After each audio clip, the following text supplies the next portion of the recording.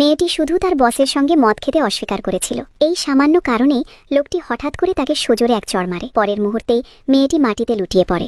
তার শরীর থেকে রক্ত পড়তে শুরু করে, কারণ সে তখন অন্তঃসত্ত্বা ছিল। কিন্তু লোকটি একটুও দয়া দেখায়নি, বরং সে একটি মদের বোতল এনে জোর করে তার মুখে ঢালতে থাকে।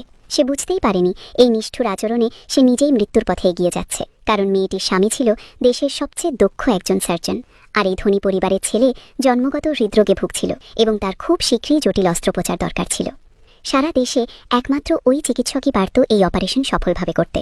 কয়েক ঘন্টা আগেই ধনী ছেলেটির বাবা নিজের সন্তানের জীবন বাঁচানোর জন্য চিকিৎসকের সামনে হাঁটু গেড়ে অনুরোধ করেছিল। চিকিৎসক যখন জানতে পারল এই লোকটি একটি বড় কর্পোরেট গ্রুপের চেয়ারম্যান, তখনই সে অপারেশন করতে রাজি হয়, কারণ কিছুদিন আগেই তার স্ত্রী সেই গ্রুপে চাকরি পেয়েছিল। তাই কৃতজ্ঞতা ও দায়িত্ববোধ থেকে সে ওই ধনী পরিবারের ছেলের অপারেশন নিতে সম্মত হয়েছিল। কিন্তু সে কখনো ভাবেনি এই মানুষটি এতটা নোংরা ও নির্দয় হবে যে তার স্ত্রীকে এমন ভয়াবহভাবে অপমান করবে। রক্তে ভিজে যেতে দেখে মেয়েটি কান্নায় ভেঙে পড়ে।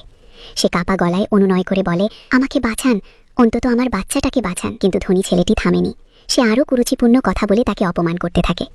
ঠিক সেই সময় মেয়েটির স্বামী ঘটনাস্থলে ছুটে আসে। স্ত্রীকে এভাবে লাঞ্ছিত হতে দেখে সে সঙ্গে সঙ্গে এক লাথিতে লোকটিকে দূরে ছুড়ে ফেলে দেয়। স্ত্রীর শরীর থেকে রক্ত পড়তে দেখে সে তাকে দ্রুত হাসপাতালে নিয়ে যেতে চাইলে ধনী ছেলেটি বাধা দেয়, কারণ তার অহংকারে আঘাত লেগেছে। সে মার খেয়েছে, এটা সে মেনে নিতে পারেনি।